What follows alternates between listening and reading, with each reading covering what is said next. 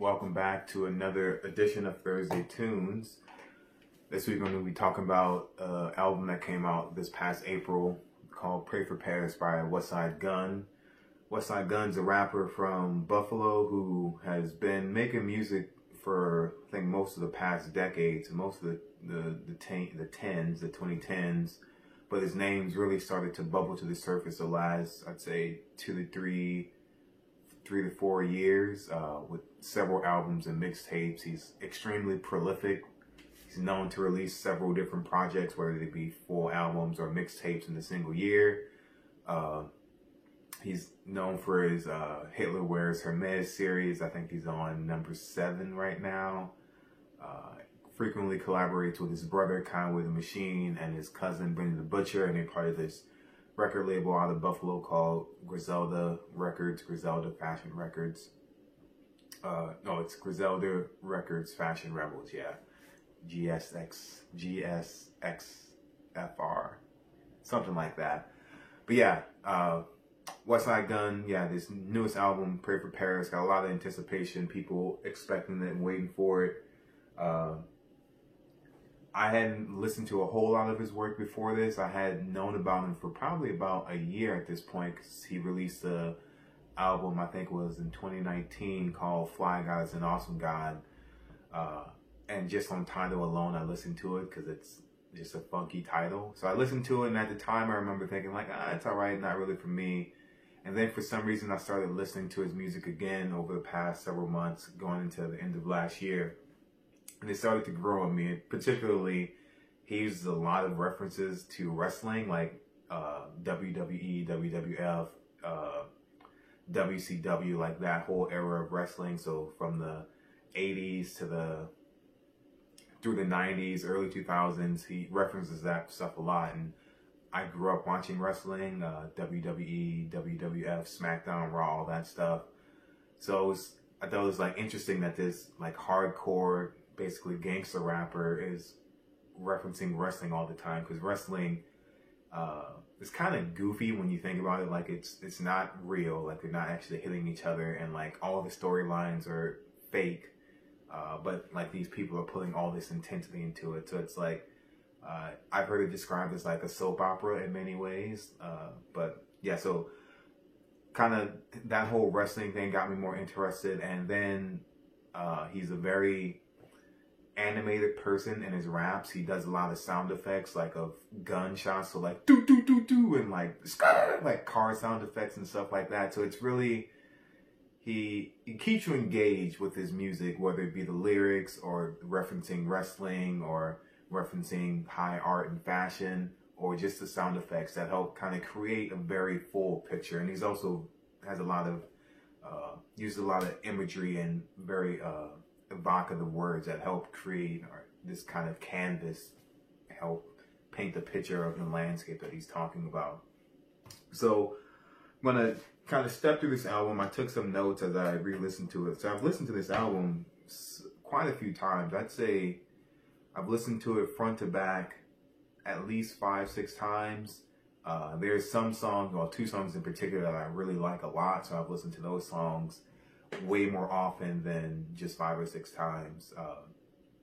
But I'm not going to step through the album song by song, because I mean, it take a lot of time deconstructing, and also it will get repetitive at some points because some of the themes and topics and tropes that he hits on in each song kind of appears across multiple songs. I don't want to repeat myself.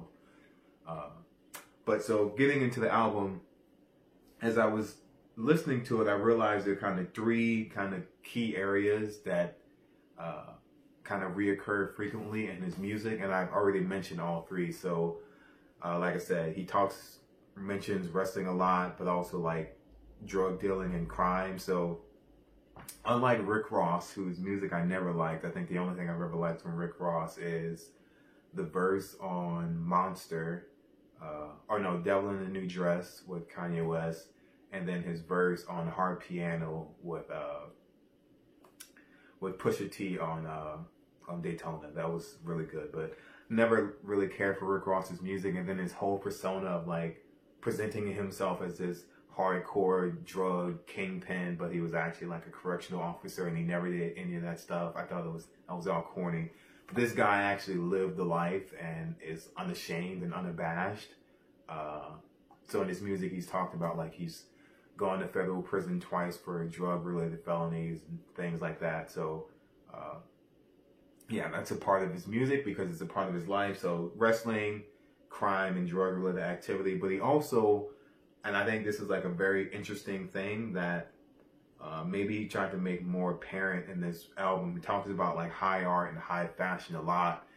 And I think that's an interesting combination that kind of reoccurs. And there's a line in one of the last songs that I'll get to that explicitly kind of juxtaposes these things. And Freddie Gibbs also, who's a feature on this album, also kind of makes that juxtaposition. But just kind of overall, I think it's interesting that this guy who comes from this kind of underworld of drug dealing and selling and making and all that is like also super interested in high art and fashion, these things that are typically associated with more affluent people who are typically European or white.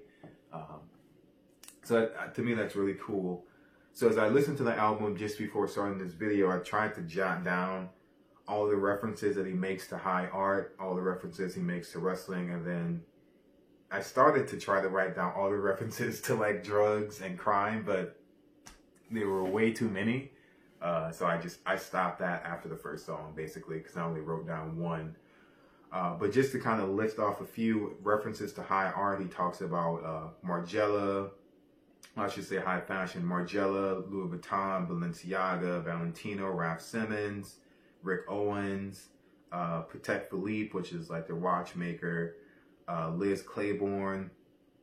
So like all of these like very high-end fashion brands, fashion designers are talked about.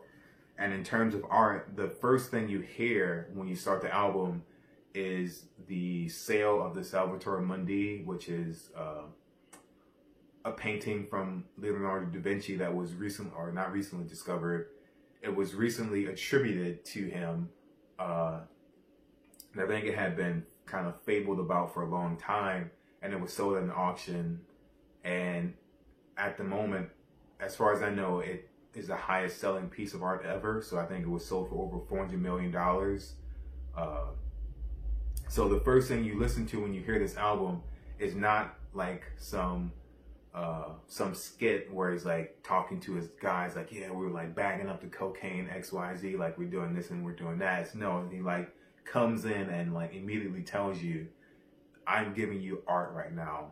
He starts off his album with the sale of a piece of art for an extravagant amount of money. So I think that really kind of puts you in the context of how he wants you to view what he's giving you. He doesn't want you to view his music as just like another rap album. He wants you to view it and take it in as a piece of art, not just any piece of art, but a valuable piece of art that should be appreciated on its own merit. So that's the art aspect. And then there's also the art, that's the one aspect of the art.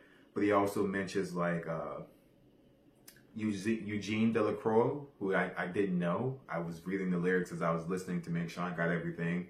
And he was a French painter.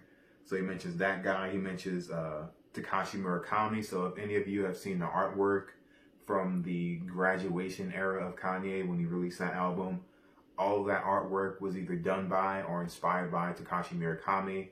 And then also on the most recent album, or the collaboration between Kanye and Kid Cudi, Kids See Ghosts, that's also like a collaboration between Murakami, Kanye, and Kid Cudi.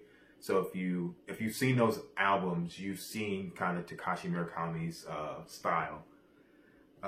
So he talks about him. There was another one, George Condo. So if you've seen the artwork for Kanye's My Beautiful Dark Twisted Fantasy, that album cover, and if you actually bought the album, if you take out, I have it on my shelf over here, so I'll just pull this down for you. So, yeah, this is My Beautiful Dark Twisted Fantasy. I didn't even think about doing this until I started talking about it, so bear with me. But if you take out one of the inner sleeve, You get all of these different kind of pieces that George Condo did for the album. Hopefully you all can see this well. So yeah, that's who George Condo is. And obviously George Condo has a career outside of designing album artwork for Kanye West, but that's definitely where I first became aware of him, and probably where a lot of rap fans became aware of him. And maybe it's where Westside Gunn became aware of him. So that's like the high art stuff that is like interspersed throughout the album. It's not just one song where he like lists all of these fashion designers and brands and artists and pieces of art. It's like scattered throughout the work. And it's also all not coming from him. So several of these things are mentioned by some of the guest artists on the album as well. Take a sip of water.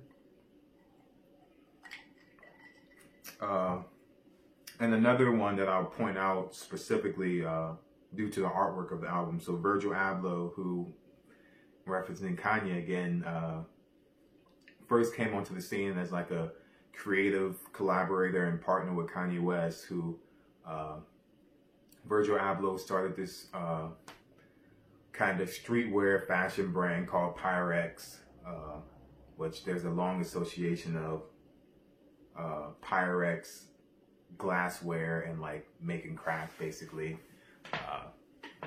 Something that's referenced a lot if you listen to certain styles of rappers talking about their love for Pyrex, basically. Westside Gunn actually has a song. The song is called Undertaker vs. Goldberg, and the opening lines to the song is like him crooning, like you would croon to a woman like Pyrex, I want to thank you. So yeah, that's an interesting thing. But so yeah, Virgil Abloh started Pyrex. Then he started this brand called Off-White, which is like really popular and worn by like a lot of rappers and a lot of black artists and musicians. And now he's the creative director for, which one is it? Not Dolce, Louis Vuitton. Yeah, he's the creative director for Louis Vuitton. And I guess he's the first black creative director of like a big French fashion house, so that's cool. But the artwork for the album Pray for Paris was designed by Virgil Abloh, so that's why I mentioned that and went through all of that. So that's like the high art, high fashion stuff. And then wrestling, there's less references to wrestling compared to the other thing I just talked about, but he does mention several. So Eric Bischoff, who was an integral part of what was it? I think it was TNA Wrestling, actually, or Nitro. But then he went on to work for the WWE. He also talks about Ted DiBiase, or the $1 Million Man. There's an entire skit from a WWE promo where Ted DiBiase he's like, because he's the $1 Million Man, he has to have everything blinged out. He's the World Heavyweight Champion at one point, so he wants the championship belt to be blinged out now. So he like goes to see the jeweler who's supposed to be doing that, and he's like demanding to see the belt, and then he finally sees it and he's like, okay, what's the guy doing right now? And he's like, well, he's putting the diamonds in. And $1 Million Man Ted DiBiase's like, well, are those all the diamonds? He's like, yeah, this is all that we're going to put in. He's like, no, I need more diamonds. If it's going to be for me, I need more diamonds. So that's really funny skit. There's another skit from Shawn Michaels at the end of a song, at the end of French Toast, actually. There's a reference to Hall and Nash, which is Scott Hall and Steve Nash, who were like leaders of the New World Order for the WCW. There was a skit from Chris Jericho. And he also like mentions Bruno Sammartino. So those are like wrestling references that are like just kind of things that you don't really expect to hear in rap, especially like from an artist who talks very prolifically about drug deals and stuff like that. And like I said, so there's like kind of these three kind of main themes or categories that are come up a lot, which are wrestling, high art, high fashion, and drug dealing. And the drug dealing, there's too much there to even talk about as its own thing. It's just kind of everywhere. So I'm gonna, he also mentions there's some other kind of side categories that I started jotting down later into the album, but he there are like 3 references to the athletes. So there's Steve Tasker, and then Freddie Gibbs in his verse talks about how he might cry the next time he watches the Lakers because Kobe died. And then there's a reference to Shaq in another song. They also references a lot of cars, so Aston Martin, DeLorean, Rolls Royce, Porsche, Tesla, Lamborghini, etc. But that's that. Those are like the kind of tally mark things that I can talk about. There are some lines in the song that I really like, so some bars from some of the rappers. So like I said, he is proud of the fact that he sold crack, cocaine, heroin, etc. And one of the lines in the second song, No Vacancy, is ever made love to a pot. By that he's talking about the pot being like when you're in the process of making crack. Has it ever become sensual for you? Essentially, like basically showing his love for the process, which is that's type of language and terminology people wouldn't really associate with making drugs. That he does it, and when he says it, like I immediately know what he means in saying that. There's a line from Benny the Butcher that I think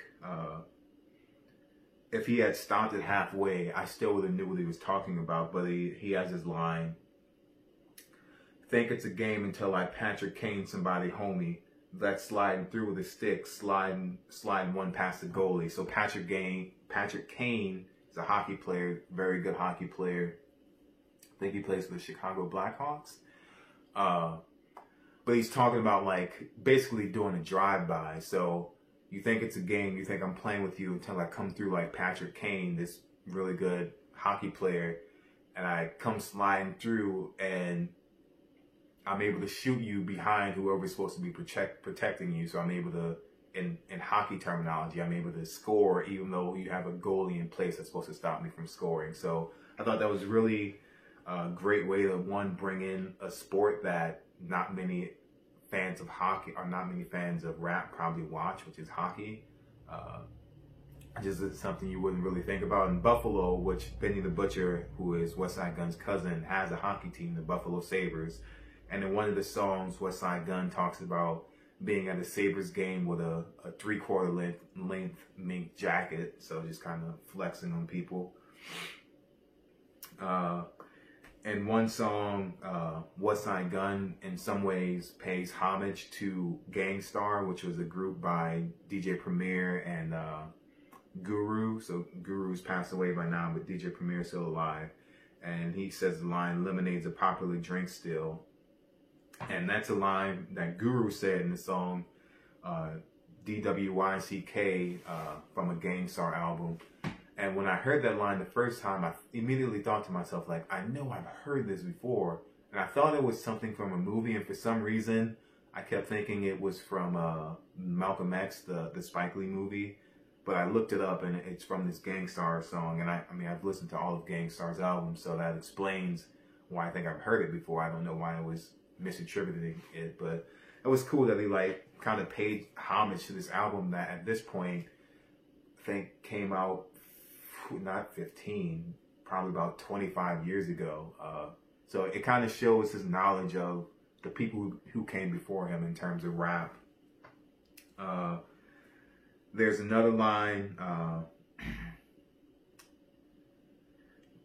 where Westside Gunn once again kind of crooning in this kind of singing voice, but he's not a good singer. But it's like, get the pot, let me do my thing, stove hold me down. So basically going back to the fact that when times are tight, like he can get back on the stove and make crack and make money. And the way he presents that in this kind of crooning way where it's like longing and loving, I think once again shows that connection and familiarity that he has with drugs and making crack, which is, I know for some of you, this is all probably sounding weird coming from me, but I know a lot and I appreciate music despite the content most of the time. Just like I said, he's on his record label that he started with his brother Conway the Machine, and Conway has his own interesting story that I might talk about if I review one of his projects, which I think he had one already come out this year. It was a collaboration between him and the producer of The Alchemist called Lulu that I listened to. I thought it was alright. I might listen to it again and maybe think about it more critically, but it didn't really excite me enough to really think about it critically. But he's supposed to be having another one come out within the next couple of weeks or within a month. So I might listen to that, and if I think it's worthwhile, I'll let you all know what I think. But Conway on one song says, "Feds ain't find nothing but the Feds ain't find work but found the garbage full of soft rappers." So basically saying that when the federal government busted their operation, obviously they weren't there, but when they busted their operation, they didn't find any drugs, they didn't find any work. So work is another word that people use for drugs. So they didn't find any work, but they find the garbage can full of soft rappers. So basically saying like, my crew, the people that I roll with, the rappers that I ride with, we're all tough. We know our stuff. We're not fake. But in the trash over there, it's all you fake guys out there, all you soft guys out there that can't hang with us. You can't like hang with us in our I should say former lives. I don't think they do any of the drug stuff anymore, but you couldn't hang with us in that lifestyle, and also in this kind of rap arena, you still don't have the capability to hang with us and to be as good as we are. So I thought that was a really clever way of saying that. And that was on the song Allah Sent Me, I think. Freddie Gibbs, both Freddie Gibbs and Rock Marciano are featured on the song $500 Ounces. And this really cool line from Freddie Gibbs was, "I got skeletons in my closet right next to Balenciaga." So like I said earlier, a lot of this album has this interesting juxtaposition of this kind of low-class crime, drug-related stuff right next to this kind of highbrow art and fashion. And that line by Freddie Gibbs where he's talking about like skeletons in his closet. And if you listen to the Eminem song where he's like, "I got skeletons in my closet, blah, blah, blah," it's a reference to how people have baggage, things in their past that they don't want people to know about. And he's saying like, I have those things right next to my Balenciaga, which is this high fashion brand. So it's once again kind of juxtaposing these two worlds that people don't often think about in the same context, in the same sentence, but he's just doing it right there. Rock Marciano, who has this really interesting flow where it's very slow, very steady. He gives it to you at the pace that he wants to give it to you. He's like, "To run with me, you need sunscreen cream. See, I'm covered in bling." So he's basically saying like, I got so much bling, I have so much bling on me that it's just shining everywhere. It's going to light up the room. So if you want to come with me, you better protect yourself because my bling is blinding. It's going to give you a sunburn. So that's just a clever way to flex, to say like, I have very brilliant diamonds on. Because, I mean, people have been saying that in rap for a very long time. Like, I'm so icy, look at my bling. But he did it in a more clever way than I think I've really heard other people do before. So those are some really cool lines. There are two more that I really like from the last two songs. Before I get there, I just want to give shout outs to some of the features on the album. So Wale was featured on the song French Toast. And his feature was so-so. It wasn't bad. It wasn't that great for me. But like I mentioned, Westside Gunn does a lot of gun sound effects and car sound effects. Excuse me. I think it was really cool that Wale doing his verse kind of mimicked that style. So just kind of showed that he like understands what Westside Gunn is doing and is like willing to be a part of that and like kind of keep that going. On the song 327, Joey Badass and Tyler Creator are featured on there, and both of their verses were good. But in particular, I thought it was interesting that Tyler the Creator on his album Flower Boy, which I think came out in 2016, that's basically when he announced to the world that he's bisexual. And there was really only in one song that he really talked about it. I think it was Garden Shed. And then on his last album, Igor, that whole album is like a narrative, basically, of him trying to get this guy to love him, but this guy is in love with this woman, and he's like thinking about killing this girl, etc. So it's a whole narrative. There's a like basically a plot to the album, but in that album he was very open about like the fact that he loves men as well as women. And in rap, a lot of times, maybe it's not as present as it used to be, but like in rap, people present themselves as hyper masculine, and in the hyper masculinity, there's like on the backside of that, sometimes there's homophobia. So people are so masculine that they come off as homophobic, and it's possible that someone might think that, oh, this Westside Gunn guy might be homophobic because of how much he talks about like doing drugs and his hard lifestyle. But he obviously probably knows that Tyler, the Creator, is bisexual. He let Tyler, the Creator, be a feature on his album that he knew a lot of people would listen to. And in addition to that, in Tyler, the Creator's verse, he talks about going to the disco with this like 6'5" guy, and the way I interpret what he's saying, like there's some insinuation that they're having sex going to the disco or afterwards. And so you would think that like if this guy was like homophobic, whether it's implicit or explicit, that he wouldn't have allowed that to happen, but he did. So it's cool that it seems like Westside Gunn doesn't have a problem with that. And also it's cool that Tyler, the Creator, didn't feel like that's a part of himself that he needs to confine in order to fit in the space, and that space being Westside Gunn's album, that he is okay with who he is, and if you want to work with him, you have to be okay with who he is. So I think that's really cool. Really cool of him to show that comfort with himself and to force other people to make a decision on being comfortable with him. All right, so I'm going to talk a little bit about the beats on the album. So Westside Gunn, a lot of his songs, not all of the songs have drums in them. They're very mellow, very sample heavy, and kind of dark sounding. He works a lot with a producer named Derringer, who's their in-house producer.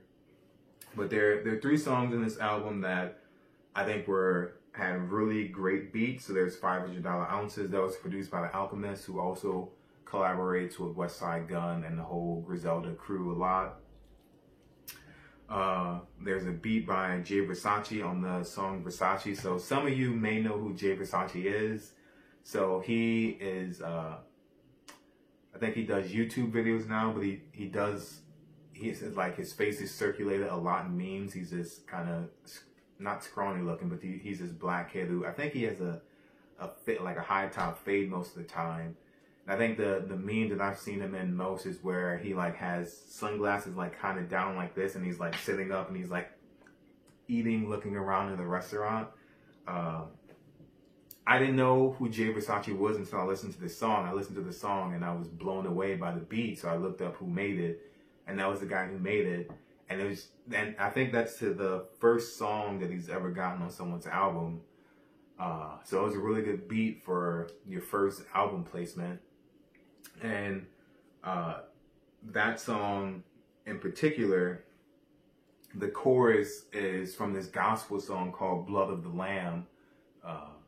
Well, I don't think the song is called that, but the part of that song that he samples and loops is the choir saying Blood of the Lamb, which the Lamb being Jesus, or like the blood of Jesus, and how it washes away all of our sins, blah, blah, blah, etc.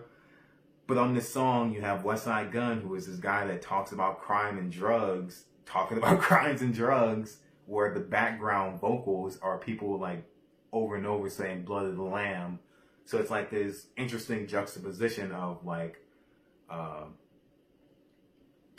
you have these background vocalists talking about Jesus saving us from our sins, and this guy committing a litany of sins in order to have the lifestyle that he wants. And on that song in particular, so this is one of the 2 songs that I like really love off this album. On that song, I think there's like a really good kind of set of bars that he goes through. So he says, Hey yo, nigga trying to do the knowledge. I chose the Fed, said fuck college. I parked the Rose on college, got the stove with the rose gold pilot, peep the science. So he's basically saying like, I'm trying to get knowledge, but instead of going to college, I chose to do this drug thing. I chose to go to the feds. So some people have called like prison con college. So he's basically saying like, instead of going to college, like this is the life that I chose. And even though he chose that life, which often for a lot of people ends in mire and misery, for him, he's now able to park his Rolls Royce on a street named College. So basically showing like, despite that, I still became successful despite not going to college.